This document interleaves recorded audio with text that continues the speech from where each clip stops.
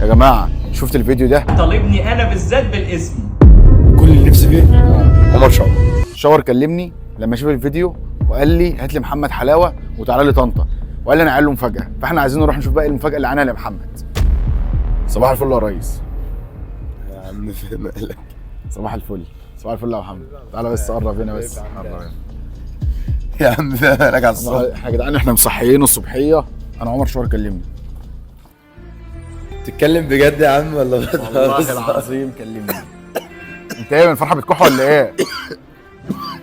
لا بس صاحي من النوم. لا فوق بس يا جدعان، بقول لسه صح. عمر شاور كلمني، هو اللي كلمني، هو اللي صحاني، فعشان صحيت ده وعشان نوصل عشان محمد مش معاه بجد يا تليفون. احمد ولا بجد؟ تعالى بس قرب هنا يا احمد.